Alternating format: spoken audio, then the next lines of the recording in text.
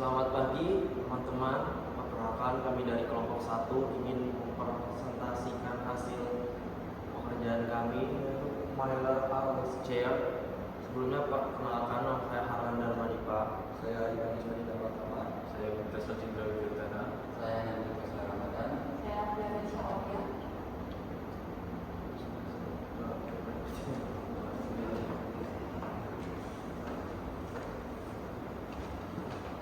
Oke, yang pertama itu adalah latar belakang.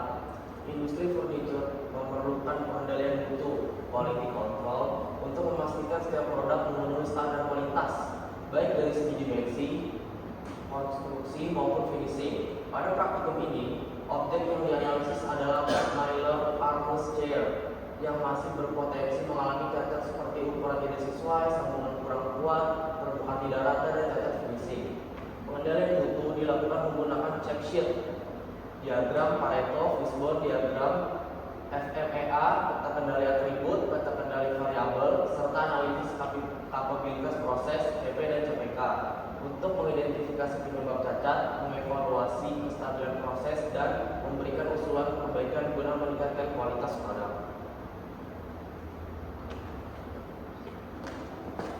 Lalu yang kedua ada apa itu pengendalian mutu.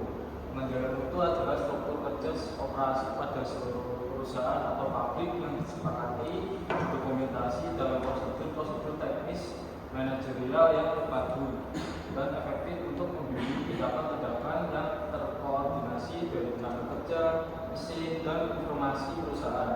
Serta pabrik melalui cara yang terbaik dan paling praktis untuk menjamin kepuasan pelanggan akan mutu dan biaya mutu yang ekonomis. Pengendalian mutu juga berfungsi untuk menghasilkan produk akhir yang memenuhi standar kualitas serta sesuai dengan harapan dan kebutuhan konsumen. Oke, selanjutnya ada Mylar Arms Chair. Mylar Arms Chair merupakan kursi makan atau sandara tangan yang dirancang dengan gaya minimalis modern. Produk ini memiliki dimensi keseluruhan 460 x 560 x 860 mm. Panjang dan lebar pada titik rangka kursi menggunakan material kayu solid dengan finishing natural. Sedangkan bagian dudukan dan sandaran menggunakan ayaman tali berwarna hitam yang memberikan kenyamanan sekaligus nilai estetika. Konstruksi kursi diperkuat dengan rangka penghubungan pada bagian bawah sehingga lebih kokoh dan stabil. Produk ini cocok digunakan pada ruang makan, restoran, kafe maupun hotel karena menggabungkan aspek kebutuhan, kekuatan, kenyamanan dan ketampilan yang elegan. Di sini ada alat dan bahan ya. Pertama ada alat. Yang pertama ada laptop atau komputer, kedua Microsoft Excel, dan yang ketiga ada kalkulator, keempat ada alat ukur, kelima ada alat tulis, dan yang keenam ada kamera untuk identifikasi produk. Selanjutnya ada bahan, yaitu yang pertama ada produk Mylar Arms Chair sebagai objek pengamatan, yang kedua ada data hasil jumlah produk cacat, dan yang ketiga ada data hasil pengukuran dimensi produk, dan yang keempat ada data hasil inspeksi cacat produk. Baik, selanjutnya ada pengolahan data menggunakan tabel Pareto atau diagram Pareto. Di sini tujuan dari diagram Pareto itu untuk menentukan atau mencari cacat terbanyak dari pada saat proses produksi Mylar Arms Chair. Jadi di sini telah kami tampilkan yang dimana cacat terbanyak ada di cacat dimensi dengan jumlah 15 dan presentasi 37,5%. Jadi cacat dimensi adalah cacat terbanyak pada saat proses produksi Arms Chair. Jadi pada saat kami wawancara, misalkan ada 100 unit pada saat inspeksi, yang dimana kita menemukan ada 40 cacat. Yang dimana cacat terbanyak ada di cacat dimensi yaitu sebanyak 15 kasus atau 37,5%. Kemudian diikuti dengan cacat-cacat lainnya seperti cacat permukaan, cacat finishing, kemudian cacat sambungan, dan juga ada cacat warna dan juga cacat-cacat lainnya. Jadi dari tabel di sini menunjukkan bahwa cacat dimensi menjadi prioritas utama untuk perbaikan melalui peningkatan ketelitian pada proses pengukuran, pemotongan, dan pemeriksaan dimensi komponen. Jadi pada saat kami wawancara, kenapa cacat dimensi itu banyak terjadi? Karena kadar air dari kayu tersebut masih dalam tingkatan yang belum memenuhi standar. Next. Oke, berikutnya ada check sheet. Jadi check sheet ini berguna untuk mencatat cacat-cacat apa yang terjadi pada saat proses produksi. Di sini kami telah mencatat bahwa ada cacat dimensi berjumlah 15, cacat permukaan 8, cacat finishing 6, cacat sambungan 5, cacat warna 4, cacat-cacat lainnya 2, dan kemudian total dari keseluruhan cacat adalah 40. Nah, dari check sheet ini sudah terlihat dengan jelas bahwa cacat tertinggi adalah cacat dimensi. Jadi kita perlu memprioritaskan perbaikan pada cacat dimensi ini. Next. Kemudian setelah kita melakukan penelitian dan melakukan pengolahan data, di sini kami membuat yang namanya fishbone diagram untuk mencari tahu apa sih akar masalah dari cacat dimensi tersebut. Jadi di sini fishbone diagram terdapat 6 komponen yaitu 5M dan 1E. M yang pertama ada man. Jadi di sini man yang pertama adalah operator yang belum mengecek kembali setelah perakitan, dan juga ada ketelitian saat pengetaman pada saat proses pengetaman.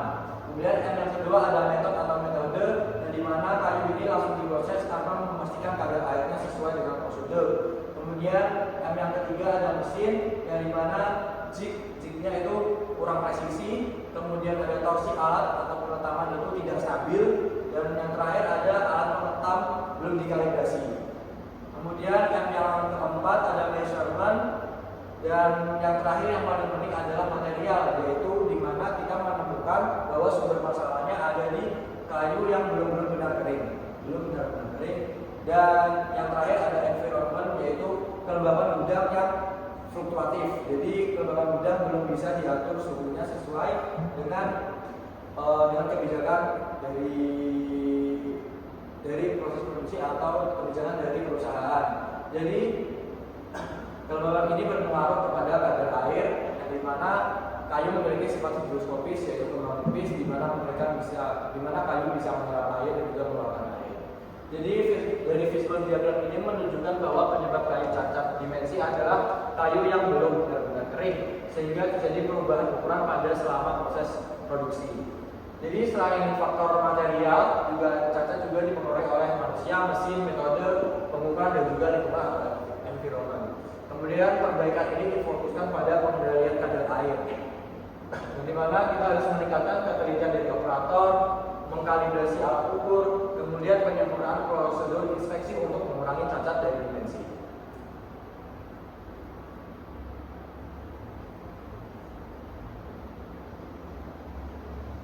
Oke, selanjutnya kita menggunakan FMEA sebagai rekomendasi perbaikan, di mana kita mencari prioritas untuk melakukan perbaikan.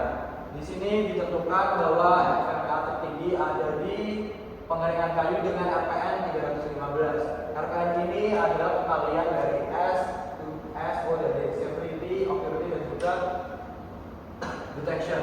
Severity dengan nilai 9, kemudian 7 dan juga 5 dikalikan dengan total RPN 315. Jadi hasil FMEA ini menunjukkan bahwa proses pengeringan kayu memiliki risiko tertinggi dengan RPN sebesar 315. Kemudian diikuti oleh penetaman atau assembly dengan RPN 240. Jadi penyebab utamanya kadar air kayu yang belum sesuai standar sehingga mempengaruhi dimensi produk. Jadi kami memfokuskan perbaikan ada pada penggunaan moisture meter, di mana kita harus memastikan kadar air sesuai standar, yaitu kisaran 8 sampai 12%. Kemudian kita melakukan inspeksi dimensi sebelum dan sesudah proses pengetaman atau pengetatan. Jadi proses lainnya memiliki nilai RPN lebih rendah, namun tetap memerlukan kalibrasi alat, standarisasi kerja, dan juga peningkatan dari inspeksi. Oke, selanjutnya ada peta kendali. Di sini ada peta kendali P. Peta kendali P ini menunjukkan dua sampel. Yang pertama dan yang kedua berada di atas CL, sehingga proses berada dalam kondisi out of control. Sementara itu sampel ketiga hingga 10 masih berada dalam batas kendali dan menunjukkan proses yang stabil. Hasil ini mengindikasikan adanya penyimpanan pada awal produksi. Oleh karena itu perlu dilakukan evaluasi terhadap penyebab tingginya proporsi cacat agar proses kembali terkendali dan kualitas produk lebih konsisten. Nah, untuk peta kendali R menunjukkan seluruh nilai range berada di antara batas kendali UCL dan UCL. tanpa adanya titik yang melewati batas kendali. Hal ini menandakan bahwa variasi dimensi produk Mayor Arms R berada dalam kondisi stabil dan terkendali secara statistik. Oleh karena itu, perusahaan perlu mempertahankan kondisi proses dan melakukan pemantauan secara berskala agar kualitas produk tetap konsisten. Nilai rata-rata dimensi berada di atas UCL dan HCL sehingga proses produksi berada dalam kondisi terkendali secara statistik meskipun terdapat fluktuasi. Seluruhnya masih berada dalam batas kendali. Hal ini menunjukkan bahwa rata-rata dimensi produk Mayor Arms R sudah konsisten. Perusahaan hanya perlu mempertahankan pengendalian proses dan melakukan pemantauan berkala agar kualitas tetap terjaga. Selanjutnya ada kapabilitas proses. Di sini ada subgroup X1, meter, X2, X3, X4, dan X5. Itu hasil pengukuran dimensi tinggi pada 10 subgroup. Itu masing-masing ada 5 sampel.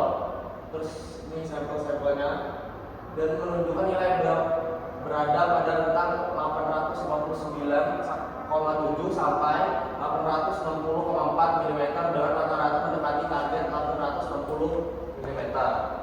Nah, variasi antar sampel relatif kecil dan tidak ada nilai di luar spesifikasi, sehingga proses produksi menghasilkan dimensi yang konsisten dan sesuai standar.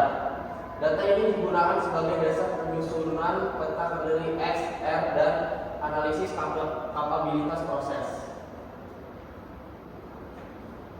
Di sini ada hasil proses kapabilitasnya. Ini report menunjukkan nilai CP itu ada 2,01 dan CPK-nya ada 1,92, sehingga proses produksi memiliki kapabilitas yang sangat baik dan mampu memenuhi standar memenuhi batas spesifikasi. Nilai rata-rata proses itu ada di 860,044 mm, berada sangat dekat dengan target dengan variasi yang kecil. Hal ini menunjukkan bahwa proses produksi Mayor Arms R stabil, konsisten, dan mampu menghasilkan produk sesuai standar kualitas. Perusahaan perlu mempertahankan pengendalian mutu agar kapabilitas proses tetap terjaga. Dan yang terakhir ada kesimpulannya. Jadi kesimpulannya itu berdasarkan praktikum pengendalian mutu pada produk Mayor Arms R itu ditemukan 40 cacat dengan cacat dimensi sebagai jenis cacat yang paling dominan berdasarkan check sheet dan diagram Pareto. Fishbone diagram menunjukkan penyebab utama berasal dari material, yaitu kadar air kayu yang belum sesuai standar. Terus hasil FMEA menempatkan proses pengeringan kayu sebagai prioritas perbaikan dengan nilai RPM ada di 315. Nilai SPC menunjukkan peta kendali P masih memiliki 2 sampel di luar batas kendali, sedangkan peta X dan R berada dalam kondisi terkendali. Nilai CP-nya itu ada di 2,01 dan CPK-nya ada di 1,92. Itu menunjukkan proses telah memenuhi spesifikasi. Secara keseluruhan, proses produksi sudah baik, namun pengendalian kadar air kayu dan inspeksi berkala perlu ditingkatkan untuk meminimalkan cacat dan menjaga kualitas produk. Sekian presentasi dari kami kelompok 1. Jika ada salah kata perbuatan mohon dimaafkan. Terima kasih.